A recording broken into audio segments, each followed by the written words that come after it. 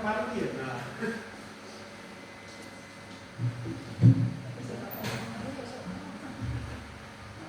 Salam Bapak Ibu dan Saudara yang kasih dalam Tuhan.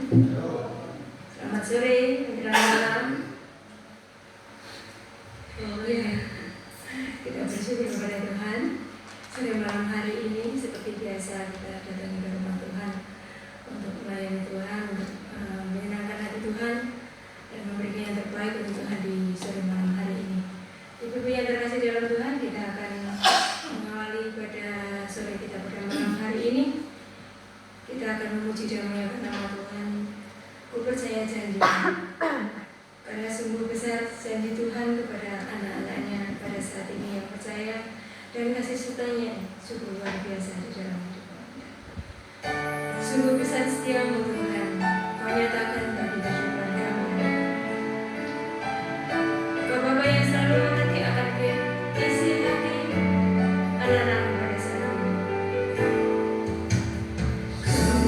Besar setiamu,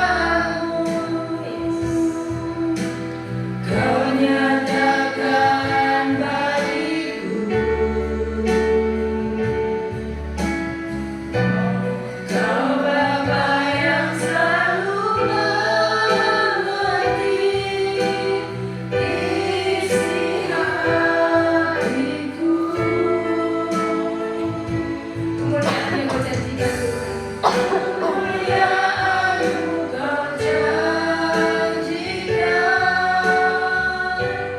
aku tetap percaya.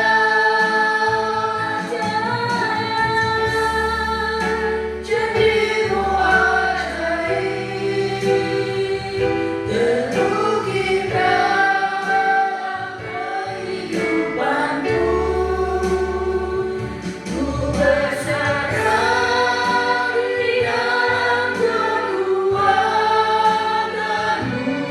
hanya Kau segalanya bagiku. Ku percaya janji-Mu ajaib,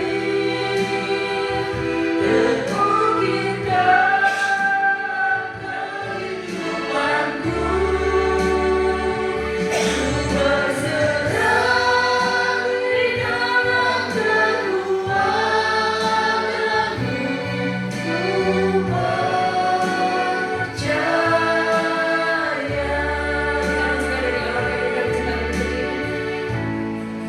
Sungguh besar setiamu, sungguh besar setiamu, Yesus. Kau nyatakan bagiku. Kau Bapa yang selalu mengerti isi hati kami. Kau Bapa yang selalu mengerti isi hatiku.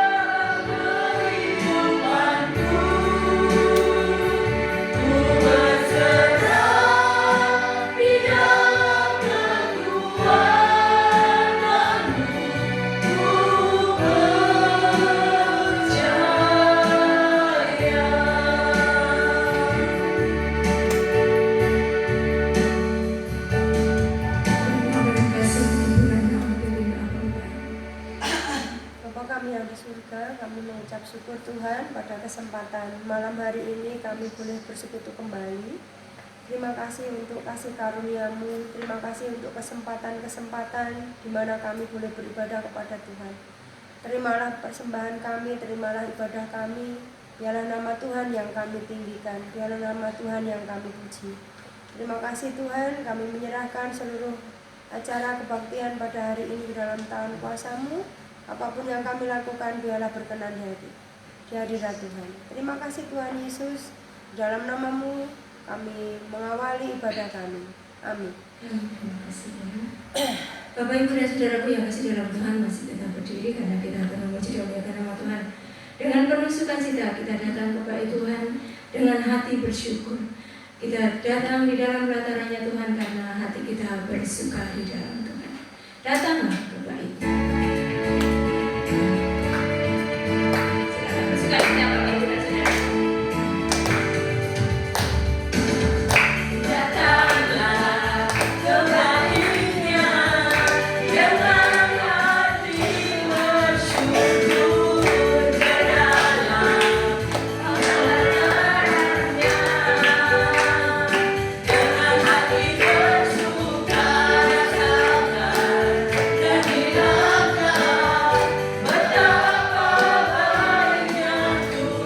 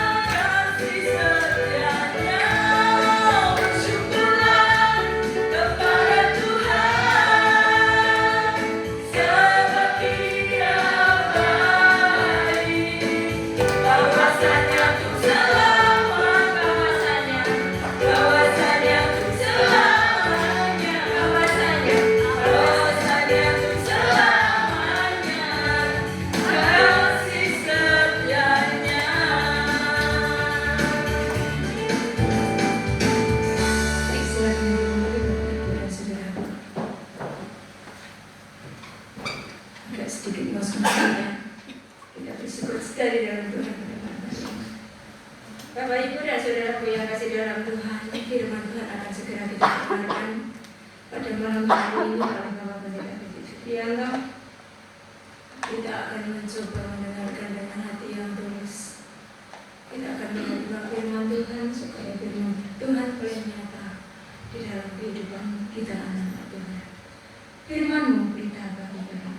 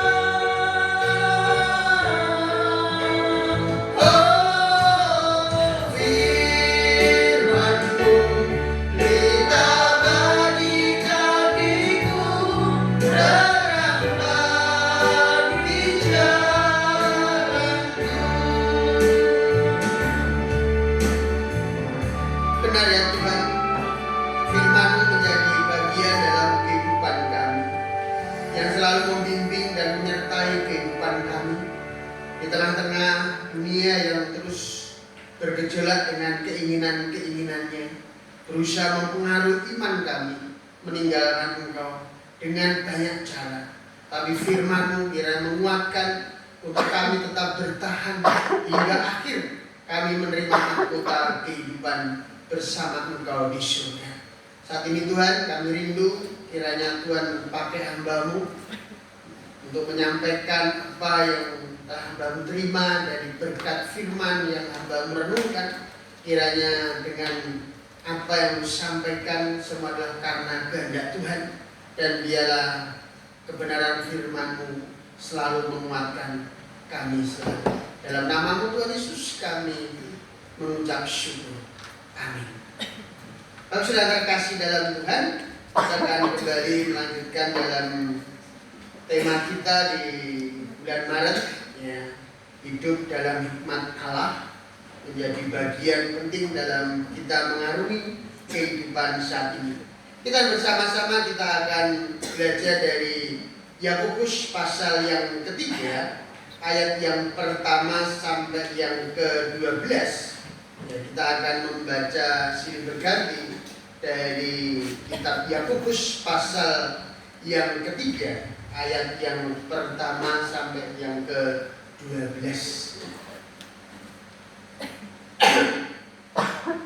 Dosa karena lidah. Saya membaca yang hadir. Saudara-saudaraku, janganlah banyak orang di antara kamu mau menjadi guru. Sebab kita tahu bahwa sebagai guru kita akan dihakimi menurut ukuran yang lebih berat. Semua bersalah dalam banyak hal. Sekarang siapa tidak bersalah dalam perkataannya, ia adalah orang sempurna, yang dapat juga mengendalikan seluruh tubuhnya. Kita mengenakan kekang pada mulut kuda, sehingga ia menuruti kehendak kita. Dengan jalan demikian kita dapat juga mengendalikan seluruh tubuhnya.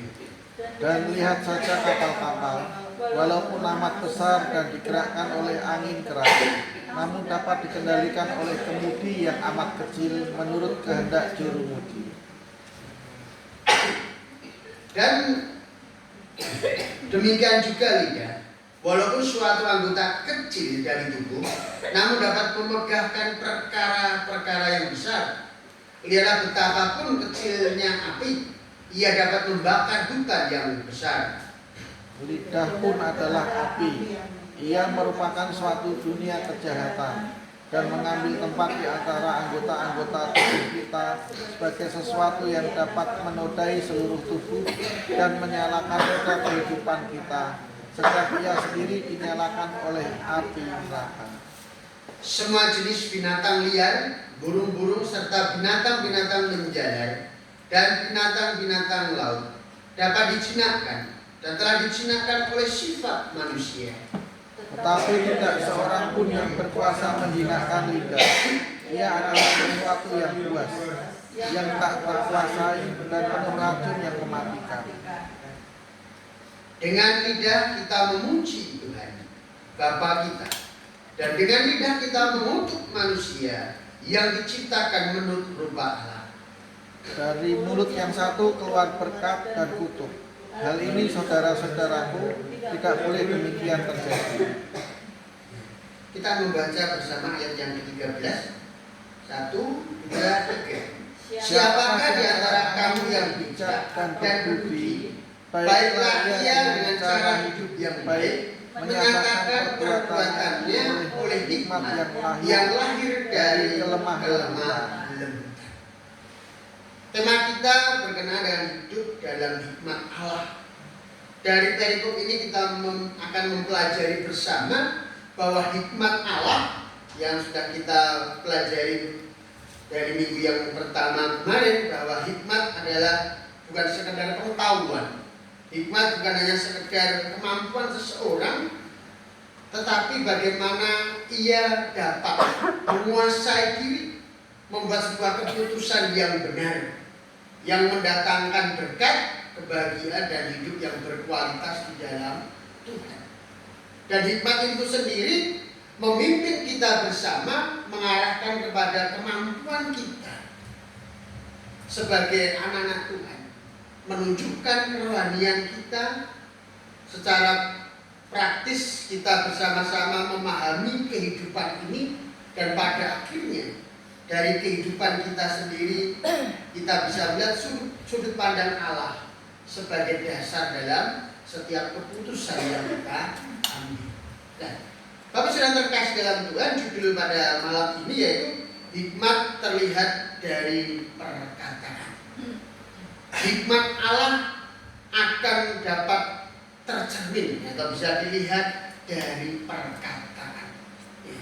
Kalau kita perhatikan dalam kehidupan ini seringkali kita mendengar bahwa seseorang itu bisa dinilai dari bagaimana ia berbicara. Walaupun tidak bisa 100% benar. Ya. Di dalam ayat yang pertama dikatakan janganlah banyak orang di antara kamu mau menjadi guru. Ya. Konteksnya bukan berarti Paulus Yakobus melarang Yakobus melarang kita untuk menjadi pengajar. Sesungguhnya ini mengarahkan supaya hati-hatilah kamu dalam menjadi guru sebagai teladan, sebagai cerminan bagi orang-orang yang kamu ajar. Karena dikatakan bahwa di sini mengarahkan kepada hukuman, ya, hukuman yang akan diterima sebagai seorang guru. Karena akan jangan guru dipukulan, ditiru. Nah, bagaimana kalau sekarang guru berlari, sampai guru berlari sampai guru berdiri, guru kecil berdiri ya. Ya. Jadi sampai ada perkara-perkara karena memang idealis orang guru itu gerak-geriknya, tutur katanya, perbuatannya itu ditiru, walaupun sekarang itu sudah tidak menjadi sebuah relevan ya untuk meniru, karena sekarang yang dilihat dari kompetensi, ya kompetensi keilmuan. Ya memang dulu malah ada malah stres. Ya dulu memang karena ditiru, memang kalau zaman saya itu guru betul-betul dihargai betul. Bukan berarti saya mengesampingkan guru sekarang ya dari dulu ya. Mengesampingkan bahwa guru sekarang dengan dulu beda. Ya sama sebenarnya, cuma karena konteks dari budaya. Ada yang bisa dikontekkan dari sosialisasi, komunitas yang ada sekarang. Ya. Dulu guru itu memang dipandang sebagai atas. Ya. Sekarang berbeda, guru dianggap sebagai setara dengan murid. Ya. Saya perhatikan ya, memang banyak sekali. Ervin itu kalau di sekolahan itu sama guru ini ya kayak koncone dhewe. Ya. Jadi kalau sering ketika saya jemput pulang tadi ada masalah di sekolah Mbak ini, guru ini sampai guru itu ketika mengajar keliru muridnya, guru ngajar iso kok ngajar. Ya. Ya. Kalau muridnya salah disengeni, ya kalau gurunya salah kok menang wae. Jadi karena seperti yang terjadi. Ya, jadi murid-murid sekarang kritis dan memang kembali lagi untuk tata krama ya. Sopan santunnya itu banyak yang kurang ya, karena merasa ya seolah-olah setara ya, kamu manusia, aku manusia konsepnya. Jadi bukan kamu yang tinggi, kamu sudah dewasa, orang tua ya, atau saya masih anak-anak yang dulu ya. Karena takut ya saya, karena sekarang anak sekarang punya prinsip ya, punya prinsip dan pengetahuannya tidak hanya dari guru tapi dari banyak media, banyak sekali perkara, sehingga mudah untuk mereka kritis dan seringkali kritik itu muncul. Ya. Jadi, dan perlu kita mengapa dikatakan ketika kita mau menjadi guru kita harus siap konsekuensi. Nah, di sini memang perlu kita lihat bersama bagaimana perkataan. Seseorang seringkali menilai dari cara kita berbicara. Dari perkataan seseorang kita bisa mengetahui apa isi hatinya. Jadi bisa juga dengan kata-kata yang disampaikan kita bisa mengerti isi hatinya. Ini kadang kan kita bicara ini serius, apakah ini guyon, apakah ini hanya sebatas ngobrol biasa. Nah, itu akan nuansa dari kita bicara itu akan bisa dibaca orang. Tetapi terkadang ada yang disampaikan model Pak Pung gitu, kadang ngomong ini ngomong serius murah toh. Ngerti-ngerti oh serius toh. Jadi mau kita guyon ya. Ya seringkali begitu Pak Pung ya. Ya, kita ngomongnya biasa. Tapi ternyata serius. Ketika serius turunnya guyon. guyon. Nah, seringkali ini terjadi dalam kehidupan kita. Ya. Kita mencoba untuk menggunakan yaitu pembicaraan sebagai ungkapan, ya, ungkapan daripada bisa dikatakan isi hati kita. Namun kita perlu belajar bersama bagaimana kita sebagai anak Tuhan. Siapakah di antara kamu yang bijak dan berbudi? Baiklah dengan cara hidup yang baik, ia menyatakannya oleh perbuatannya dalam hikmat yang lemah lembut. Ya. Yang artinya bagaimana Yakobus mengajarkan kepada kita bagaimana hikmat Allah akan mempengaruhi juga dalam perkataan kita. Seperti apa yang kita baca di dalam yaitu Yakobus pasal 3 ayat 1 sampai 12, memang itu merupakan bahaya daripada lidah.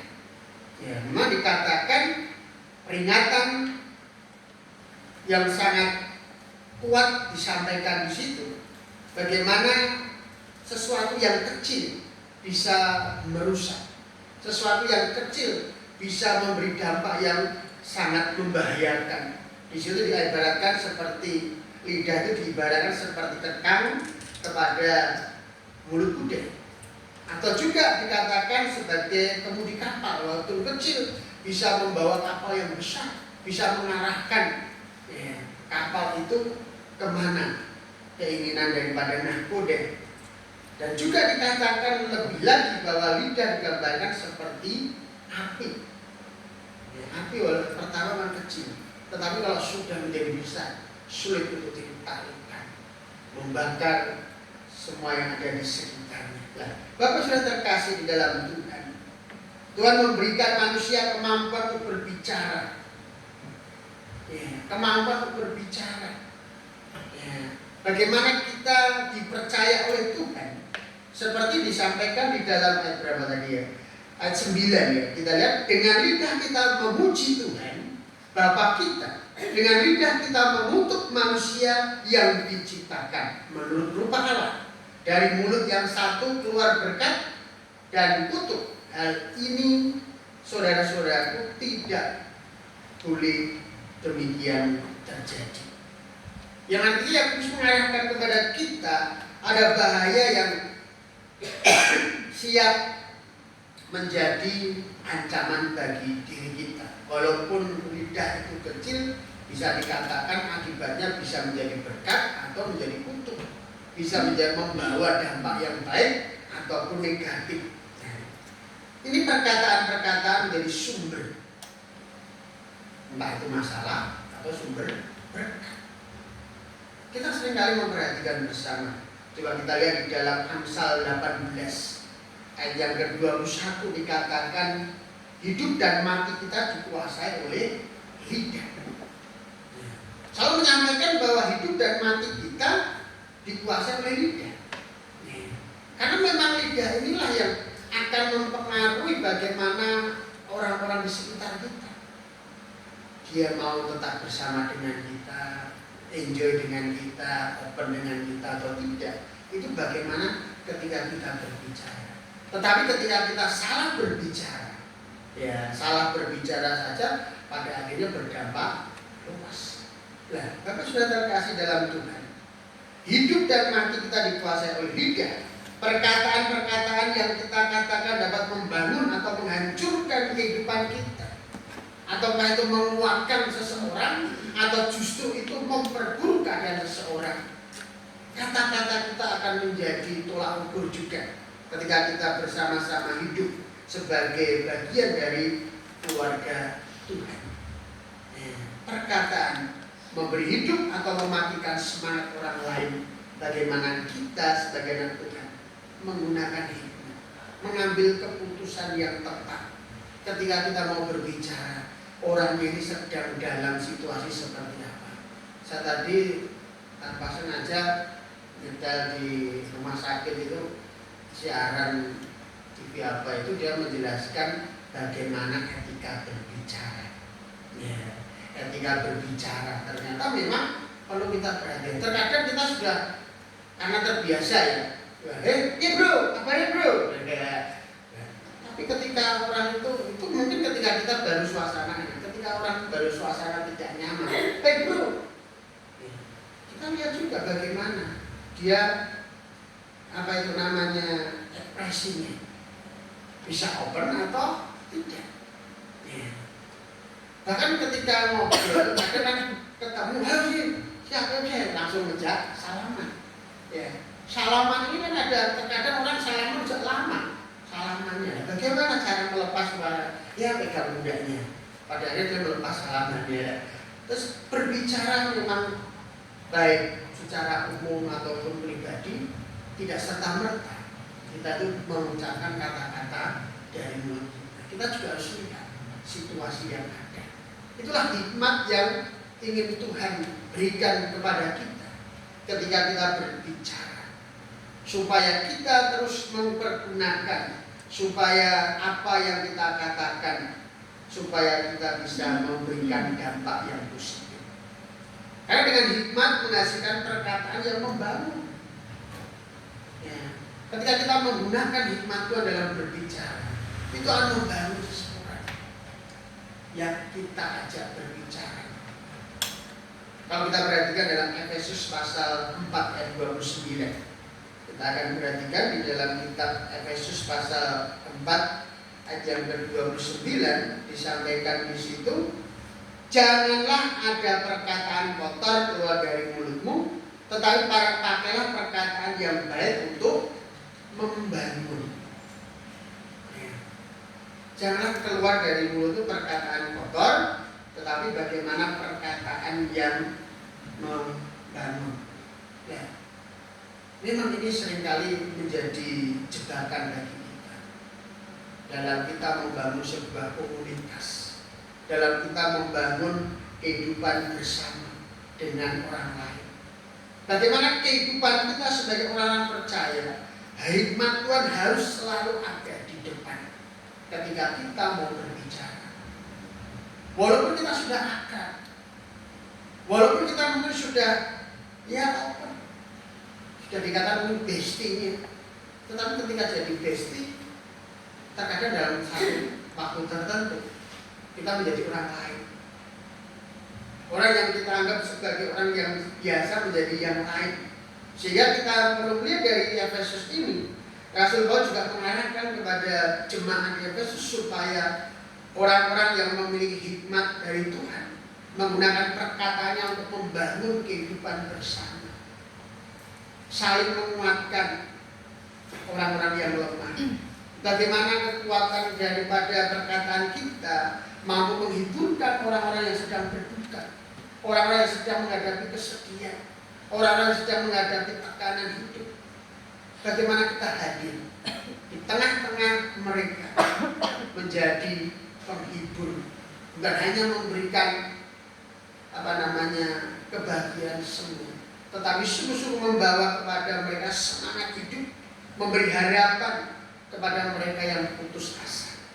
Inilah ketika kita menggunakan hikmat Tuhan, ketika kita berkata-kata. Orang yang berhikmat selalu menyadari bagaimana dirinya menggunakan kata-kata, mencari kata-kata yang bisa memberikan support yang positif kepada orang lain. Ya. Bayangkan kalau kita berkata kepada anak kita, misalkan bodoh, pimpin mau menggarai mana iso. Dan kan ketika kata itu, walaupun kadang kita fair ngomong saja, sudah biasa sebagai anak dan orang tua ngomong, bodoh mana iso. Ya. Terkadang anak itu merekam kata bodoh ini. Ya. Itu menjadi sebuah hal yang bisa menjadi kanker dalam hidupnya. Tadi saya juga melihat televisi siaran di Antv atau itu seorang taekwondo, namanya saya lupa. Dia juara Olimpiade.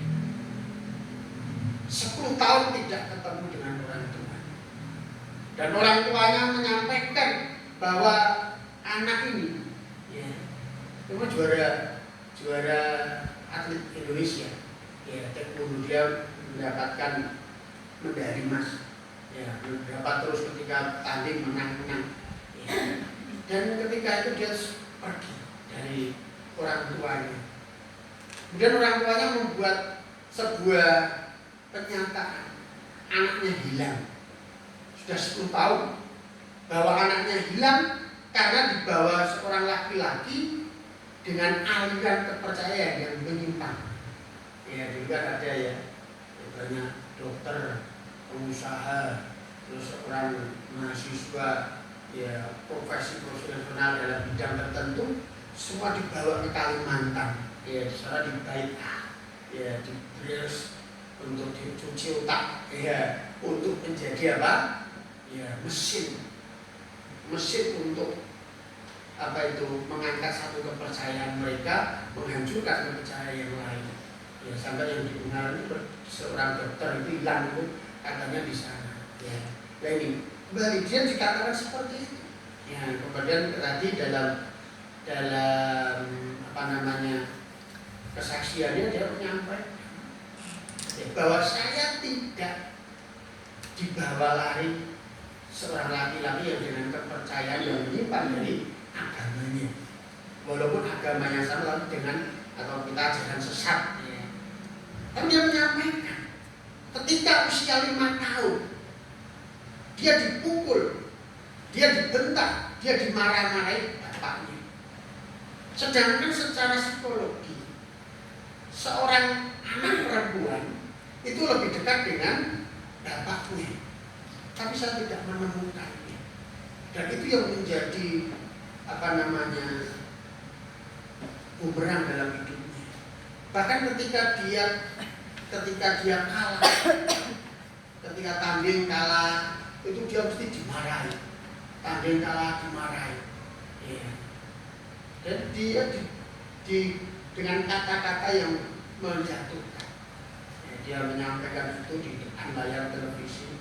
Sampaikan kami pada akhirnya di usia yang ke-21 dia memang pergi ke Palembang atau mana tadi, dia meninggalkan keluarganya dengan pacarnya yang dicintai dan pacarnya menjadi suaminya dan menjadi suaminya dan punya anak satu. Dan ketika punya anak itu orang tuanya, dia ngomong sama orang tua kembali lagi karena punya persetujuan orang tua. Dan jika orang tuanya menyampaikan kamu harus buang anak ini, dia suruh memisahkan dengan anak ini karena ini anaknya bisa dikatakan mungkin tidak sesuai dengan bapaknya. Tinggalkan, suruh mengakui supaya hubungannya sebagai suami istri dan anak ini untuk kedepannya. Justru bapaknya itu marah-marah bahkan sampai menyewa preman-preman memukuli suaminya. Ya, itu sampaikan. Ternyata luka hati. Usia 5 tahun, usia 21 tahun, dia meninggal. Gaji-gaji yang diterima dari pemerintah berkahnya sebagai atlet yang menikmati dengan bapak ibunya. Dia tidak pernah, saya pengen kuliah, tidak pernah dapat kuliah. Ya. Pengennya setelah saya bisa dapat uang banyak, pengen kuliah, tapi orang tua tidak pernah memberikan lain. Jadi kembali lagi bahwa perkataan-perkataan yang muncul dalam kehidupan kita seringkali membawa dampak dalam hidup kita. Mungkin kita sendiri tidak pernah menyadari ketika kita ngomong dengan orang lain bahwa perkataan kita itu membangun atau tidak. Ya, karena seringkali makanya perlunya hikmat Tuhan ketika kita berbicara, apakah itu membangun atau justru menghancurkan. Sebaliknya jika orang tua berkata, wah kamu pasti bisa, ini gagal apa, kamu pasti bisa, ayo maju, kamu punya potensi, anak akan semakin apa? Terbuka, dia semangat. Yang dulunya dia tidak mampu karena diberikan semangat, walaupun dia diberi teman-temannya karena ada semangat dari orang tuanya, akhirnya juga berhasil. Banyak kesaksian itu. Nah, Bapak sudah terkasih di dalam Tuhan, perkataan itu bisa membangun masa depan anak-anak kita, teman-teman kita, saudara-saudara kita, orang yang kita ajak bicara. Itu bergantung bagaimana kita menggunakan hikmat Tuhan. Oleh karena itu kita perlu melihat bersama di dalam Yakobus pasal 3 ayat 5 dan 6 supaya kita mampu membawa berkat bagi orang lain dengan perkataan kita. Hikmat Tuhan harus kita pakai. Oleh karena itu Alkitab menyampaikan dalam perikop tadi di mana kita bersama mampu menguasai lidah kita. Bagaimana kita kata menguasai bukan hanya kita memegang, kita tidak bicara. Tapi bagaimana kita bisa mengambil kata-kata atau bagaimana kita bisa memberikan yaitu percakapan-percakapan kita justru memberikan solusi yang baik. Dikatakan bahwa lidah itu kecil tetapi dapat menyalakan api besar. Banyak masalah dalam kehidupan kita muncul dari perkataan yang tidak dikendalikan. Muncul karena ya perkataan kita yang tidak terkendali. Kemarin kita dengar ya dibiayai negara sok kuliah yang luar negeri, hanya modal cacing-cacing ya pada akhirnya membahayakan hidupnya. Untuk beasiswa malah ngomongnya seperti itu, malah menghina negaranya sendiri ya. Sampai menjadi viral ya. Nah seringkali yang terjadi dalam kehidupan kita pengen sesuatu yang viral, kita pengen sesuatu yang bisa dilihat orang, tetapi bagaimana kata-kata kita bisa memberikan. Amsal 13 ayat yang ketiga. Coba kita perhatikan Amsal 13 ayat yang ketiga. Demikian firman Tuhan, siapa menjaga mulutnya memelihara nyawanya. Siapa menjaga mulutnya memelihara nyawanya. Amsal 13:3. Memelihara perkataan, memelihara nyawanya, memelihara harga dirinya juga. Bisa memberikan penghormatan dalam hidupnya. Orang yang bisa mengendalikan lidahnya adalah orang yang memiliki hikmat dari Tuhan. Orang yang selalu hidup dalam hikmat Tuhan. Yang mampu mengendalikan lidahnya. Seperti api yang membakar seluruh hutan. Dengan juga satu kalimat, bukan hanya kalimat, bahkan satu kata yang kita katakan itu bisa menyakiti hati orang lain. Saya punya teman sama-sama hamba Tuhan. Ketika ketemu dengan saya itu, saya paling jengkel dalam hati saya. Ada ketemu Pedro, ngomong Pedro itu tidak hanya ketika ngobrol berdua atau di dalam banyak umat Tuhan juga ketika pertemuan besar dengan seluruh BPD, ada jemaat, ya bahkan ada jemaat saya, jemaat Sampangan, ada Celuk Bro gitu, saya rasanya terus saya ajak, Pak kalau memang nggak mau panggil nama saya atau nama Pak, nggak usah panggil saya dengan kata Bro. Memang itu kata yang populer di kalangan remaja saat ini, tetapi kita itu sebagai hamba Tuhan, ya kita itu juga jadi jangan sampai nanti orang melihat Pak Pendeta ngomongnya blabu-blabu di depan umum. Nah rupa-rupanya saya ngomong kita ada ini, dia malah ngomong nesu ini.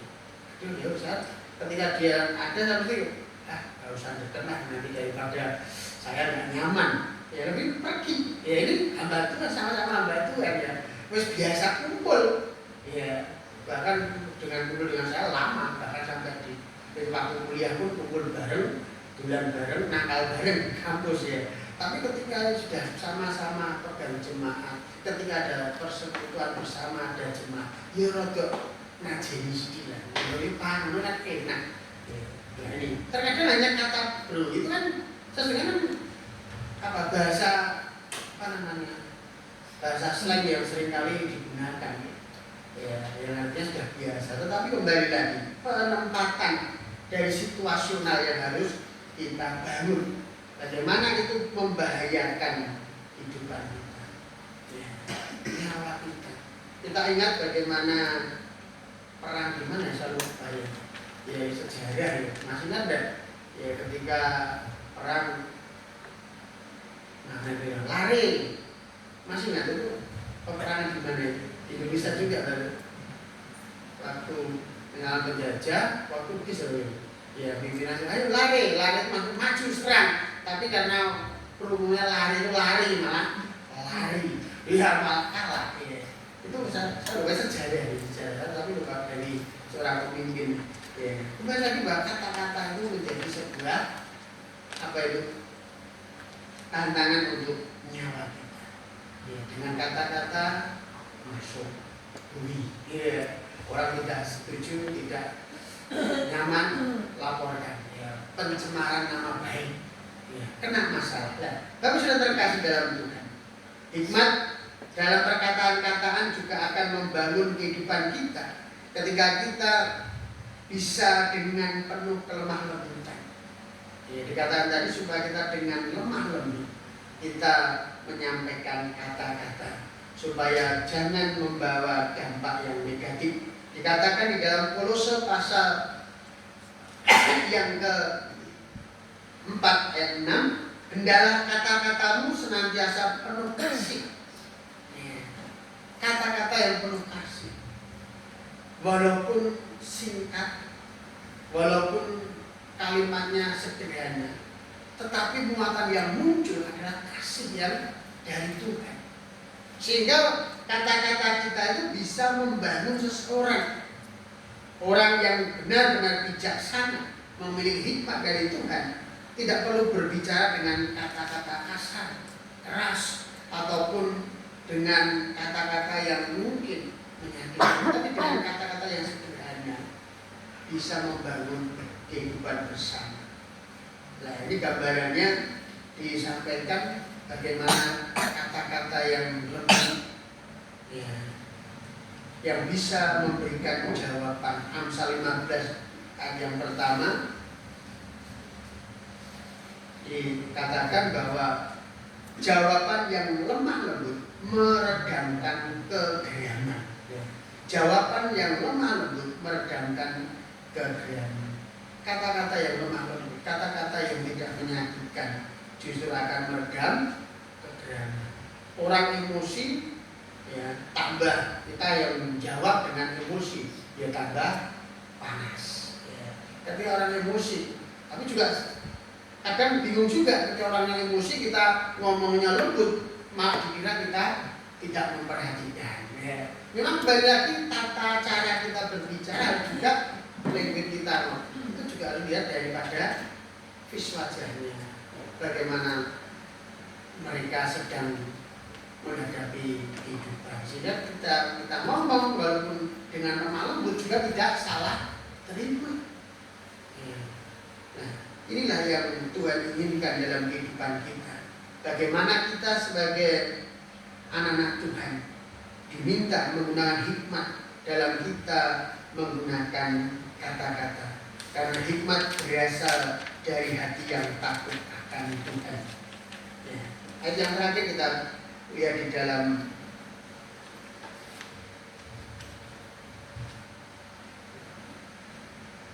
Mazmur 19 ayat 15 kita baca bersama-sama.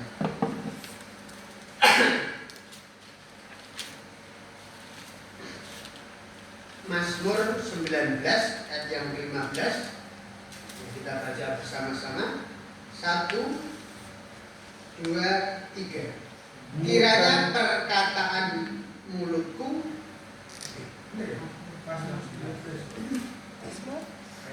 mudah-mudahan kau berkenan. salah ketik ya.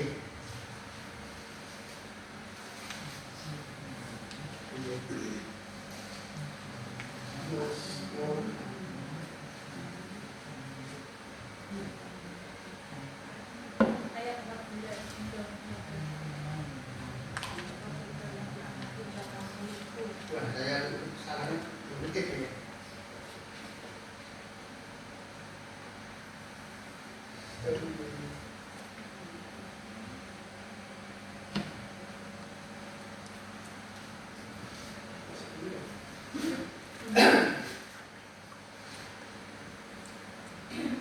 Nah, saya salah ketik ya. Intinya kiranya perkataan mulutku dan renungan hatiku berkenan di hadapan-Mu ya Tuhan, gunung batuku dan penebusku. Kiranya perkataan mulutku dan renungan hatiku berkenan di hadapan-Mu ya Tuhan. Pemazmur sama tapi terjemahannya beda, Pak. Oh iya, saya lupa, saya ngambil dari terjemahan baru.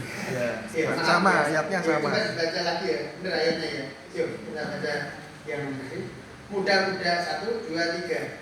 Mudah-mudahan engkau berkenan akan ucapan mulutku dan renungan hatiku ya Tuhan. Gunung batuku dan penebusku. Ya, saya ambil dari Alkitab yang baru ya, sama edisi 2 yang kedua. Ya. Ya, jadi di sini Mbak, kiranya perkataanku ya, ini lebih ditekankan, bukan mudah-mudahan, tapi diganti dengan kiranya. Tapi sesungguhnya itu kan hanya padanan kata ya, mudah-mudahan kiranya. Gimana kok bingung beda? Ya. Jadi kembali lagi bahwa bagaimana perkataan kita jika hati kita dipenuhi dengan kemarahan, iri hati ataupun kebencian, maka kata-kata yang keluar apa? Juga kata-kata yang negatif, kata-kata yang buruk. Tetapi hati yang dipenuhi dengan sukacita, dipenuhi dengan kasih Tuhan, maka yang muncul perkataan kita justru menjadi berkat bagi orang lain.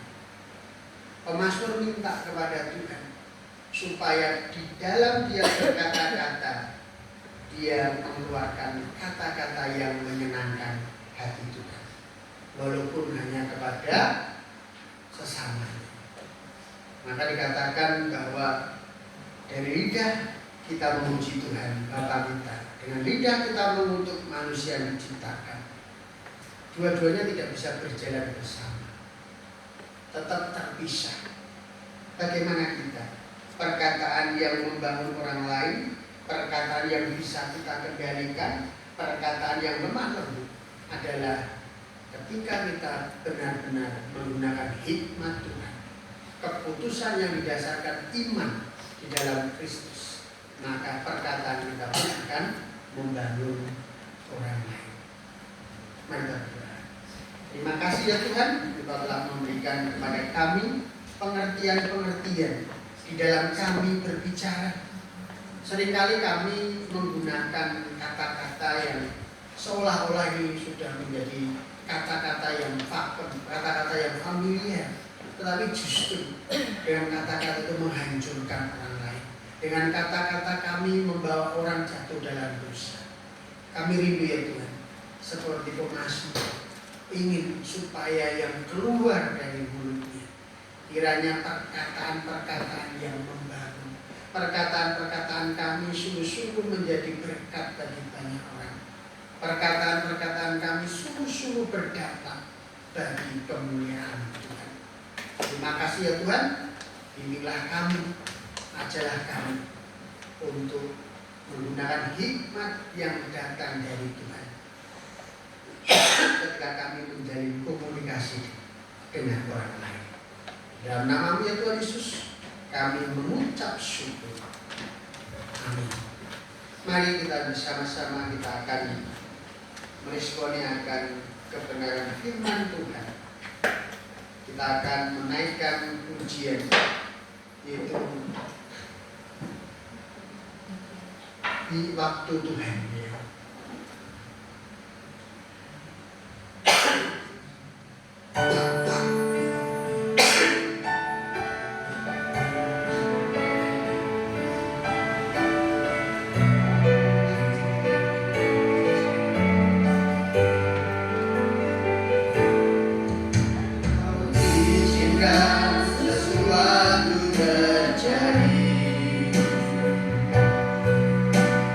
Percaya